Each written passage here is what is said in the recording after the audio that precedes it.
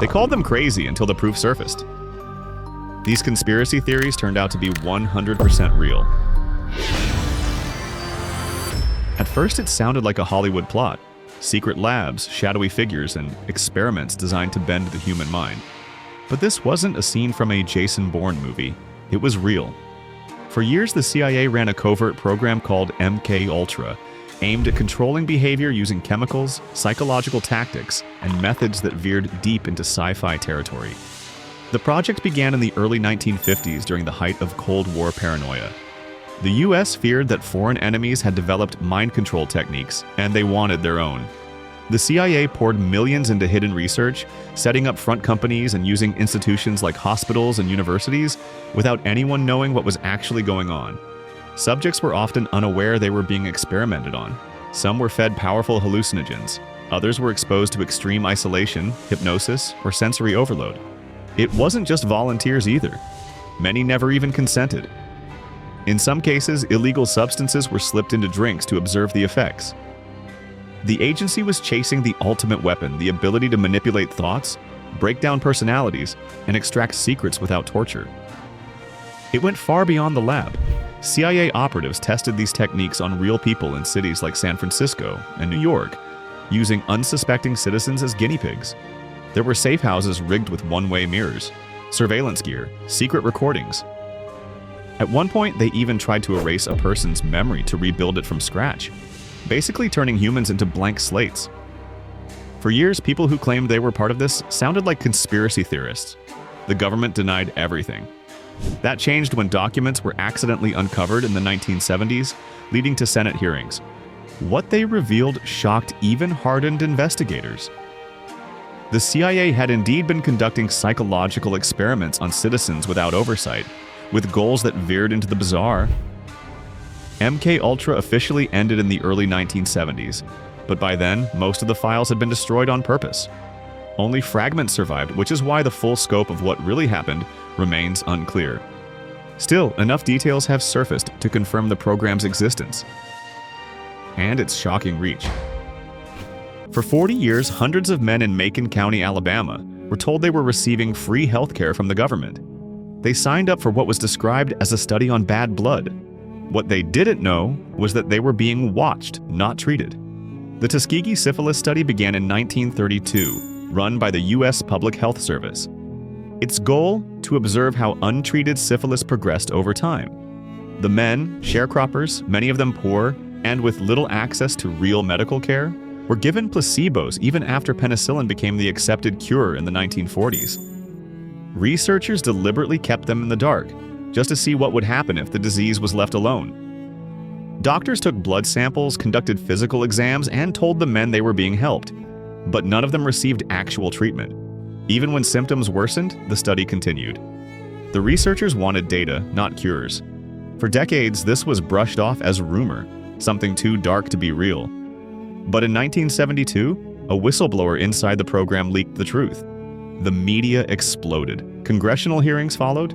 By then, many participants had passed and countless families were left with unanswered questions. It wasn't just a breach of ethics, it became one of the clearest examples of institutional betrayal in modern US history. The fallout led to the creation of stricter rules for human testing and informed consent. But the scars didn't fade easily. Even today, distrust in medical institutions within some communities can be traced back to Tuskegee. This wasn't a theory, it happened. The study's records are archived, the apologies were public. It's a chapter that doesn't need exaggeration. The facts alone are chilling enough. Deep in the redwood forests of Northern California sits a private campground where every July, some of the world's most powerful men gather behind locked gates. Politicians, CEOs, artists, and former presidents have all been spotted there. The place is called Bohemian Grove, and for years it was whispered about like something out of a secret society novel. The rumors always sounded too wild to be true. Strange rituals, hooded figures, a giant stone owl, until someone finally snuck in and captured it all on film. In the early 2000s, video footage surfaced showing members dressed in robes participating in a bizarre ceremony called the Cremation of Care. It looked like a scene from Eyes Wide Shut, but this wasn't fiction. The Bohemian Club, which owns the Grove, claims it's just performance art, a way for stressed-out elites to unwind. They say there's no politics, no deals, no plotting. But over the years, major policy decisions have reportedly been discussed there. Former US presidents have given speeches under the redwoods. Corporate heads rub elbows with lawmakers in total privacy. No press, no recordings. What happens in the Grove stays in the Grove. Even Richard Nixon, in a taped conversation, called it the most faggy goddamn thing you could ever imagine, and he had attended. That's how surreal it was, even to insiders. No official wrongdoing has ever been proven, but when you have former defense secretaries and global bankers gathering in secret while chanting around bonfires, people are bound to ask questions. Bohemian Grove is a real place with real guests, and no amount of denial has erased the lingering feeling that something more happens under those trees. There was a time when government officials swore that organized crime didn't exist in America. The idea of a secret, nationwide syndicate of mobsters running rackets, fixing elections, and controlling unions was written off as fiction, something for pulp novels and black and white gangster films. That changed on a cold day in 1957. A meeting of over 100 top mafia figures from across the country was held at a secluded home in Appalachian, New York. The gathering was supposed to be discreet, a rare sit-down to discuss turf wars, profits, and who would call the shots going forward. But local law enforcement got suspicious about all the out-of-state luxury cars rolling into the tiny town. The police raided the house, and the mobsters scattered into the woods in tailored suits and leather shoes. The arrests made national headlines. Suddenly, the denials didn't hold. The FBI could no longer ignore what had just been caught red-handed. That moment confirmed that the mafia wasn't just a movie trope. It was very real, very organized, and very powerful. From there, investigations intensified. Wiretaps, sting operations, and RICO cases followed. Names like Gambino, Genovese, and Colombo weren't just screen villains. They were real people running real empires.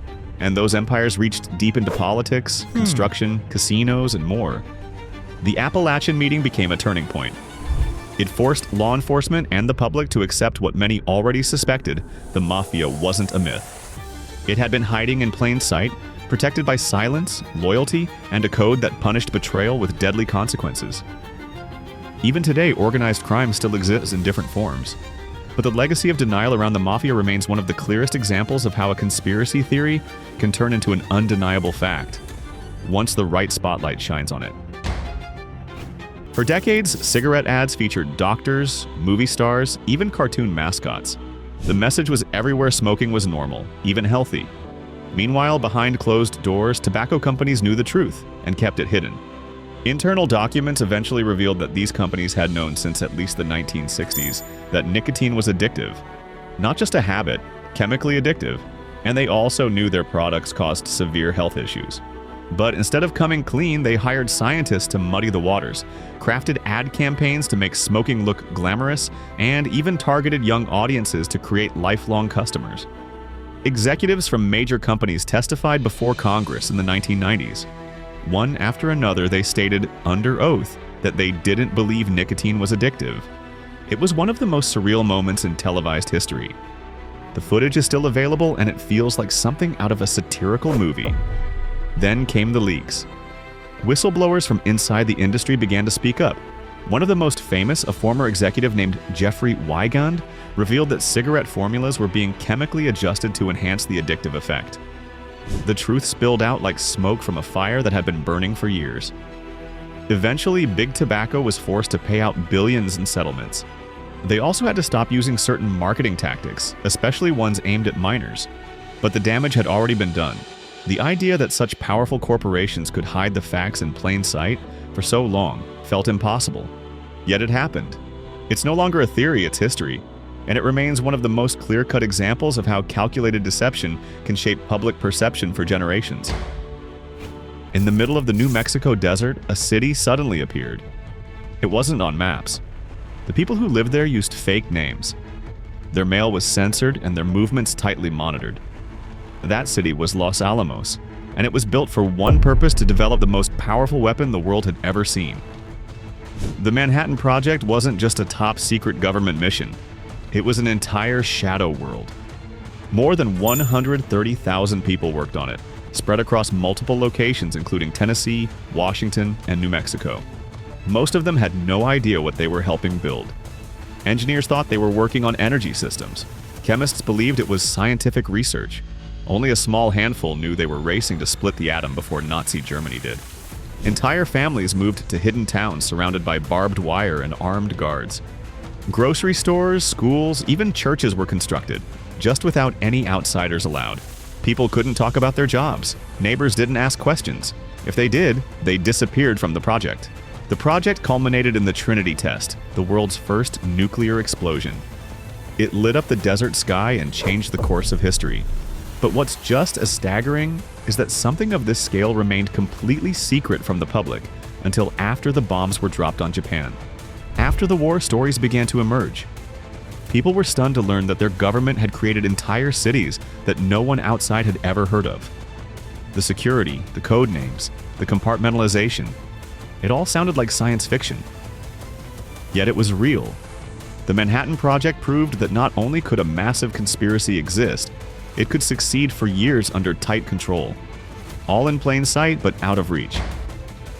Once a year in luxurious hotels across Europe or North America, some of the most powerful people on the planet meet behind closed doors. No press, no public statements, no recordings. The event is known as the Bilderberg meeting, and for years it was whispered about like a globalist myth, a cabal plotting world affairs over cocktails and filet mignon. But it's real. The Bilderberg Group was founded in 1954 to foster dialogue between Europe and North America. Its guest lists have included prime ministers, tech moguls, banking giants, and royalty. Attendees are allowed to speak freely, supposedly to encourage open conversation. But the veil of secrecy has always raised questions. For decades, any mention of the Bilderberg Group in mainstream media was dismissed. Then the guest list started leaking. Reporters began camping outside. Photos surfaced of familiar faces slipping into black SUVs. Even top executives from tech giants and defense contractors were seen walking into these meetings. What's discussed there? That's the part no one knows for sure. No minutes are recorded. No official declarations come out. The group claims it's all informal discussions.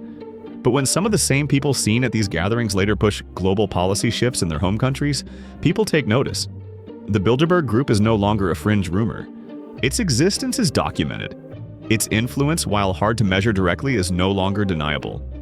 Whether it's just a high-end networking retreat or something deeper, one thing is clear: when that many powerful people gather in total secrecy, it's not just dinner and small talk.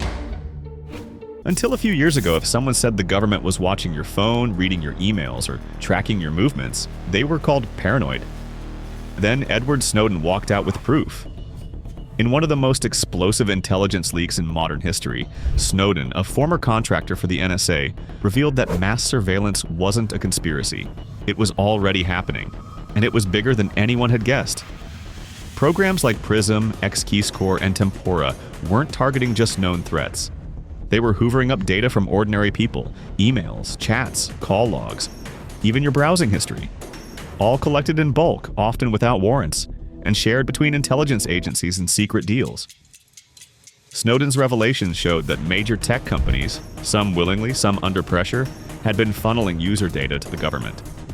Even encrypted services were being penetrated. The global reaction was immediate. Protests erupted. Foreign governments demanded answers. Some allies were furious to learn they too had been spied on. The United States government initially labeled Snowden a traitor, but the documents he released sparked international debates about privacy, freedom, and the limits of surveillance in a digital age. Some of the programs were eventually scaled back or brought under greater scrutiny. Still, many of them remain in operation. The idea that your private messages or cloud-stored photos might be scanned by machines in secret facilities once sounded like sci-fi. Now it's just part of daily reality. Snowden's leaks didn't expose a plan, they exposed a system already running. And once that door was opened, the illusion of digital privacy collapsed for good. In the quiet city of Kofu, Japan, something strange happened in 1975 that has never been fully explained. Two elementary school boys were playing near a vineyard at sunset when they saw a bright orange object in the sky. It wasn't a plane or a balloon, it was a silent, glowing craft descending toward the ground. As it landed, the boys watched in awe. What they saw next would be etched in their memories forever. They claimed a hatch opened and out stepped a figure nearly 7 feet tall with metallic skin and long arms. Its face, they said, was wrinkled, and it moved in slow, deliberate steps. According to their account, it touched one of the boys on the shoulder, emitting a strange, paralyzing sensation. A second being was visible inside the craft, operating controls. Moments later, the ship lifted off and vanished into the sky. At first, the story sounded like something lifted from a manga, but local police and school officials didn't dismiss it outright. In fact, they conducted interviews and even visited the site. Ground traces were reportedly found, and the story made headlines across Japan. Unlike most UFO encounters, this one was met with surprising seriousness. The boy's testimony never changed. Over the years, UFO researchers have called it one of the most credible sightings involving children, especially because it included physical evidence and prompt investigation by authorities. Though no government has officially confirmed what the boys saw, the Kofu incident has remained a mystery. Was it a misidentified military craft? A hoax, or something truly unearthly? Whatever it was, it became one of Japan's most compelling and well-documented UFO encounters, one that still leaves people wondering whether something out of this world briefly touched down in a vineyard. In 1964, the US government told the world that North Vietnamese patrol boats had attacked American naval ships in the Gulf of Tonkin. This act of aggression was used as justification for escalating the Vietnam War. Congress passed the Gulf of Tonkin resolution shortly after, giving the president broad military powers. The country rallied around the cause. There was just one problem: the second attack never happened. Declassified documents later revealed that on August 4th, there had been confusion. Radar signals were misinterpreted. Nervous operators thought they saw enemy boats when they didn't. No physical damage occurred, and no confirmed contact was ever made. But the event was reported as fact to the public and used to ignite one of the most devastating wars in U.S. history. Lyndon Johnson is said to have privately told aides that those dumb, stupid sailors were just shooting at flying fish. But in front of the nation, the story was clear and firm: the U.S. had been attacked. Years later, after piles of classified material became public, the official story unraveled.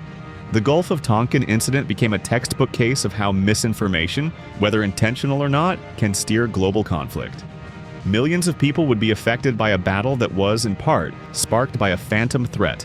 It's now widely accepted by historians that the event was misrepresented to gain public and congressional support for war. What began as a blurry radar blip turned into a global firestorm, and a conspiracy theory that turned out to be entirely grounded in truth. It's hard to believe that a government would ever plan to harm its own people just to justify war. But in the early 1960s, US military leaders actually drafted such a plan.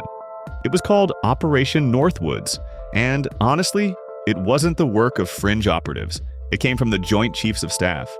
The plan proposed staging fake terror attacks on American soil to create outrage and gain public support for an invasion of Cuba. The ideas included blowing up a US ship, hijacking planes, and even faking the deaths of civilians.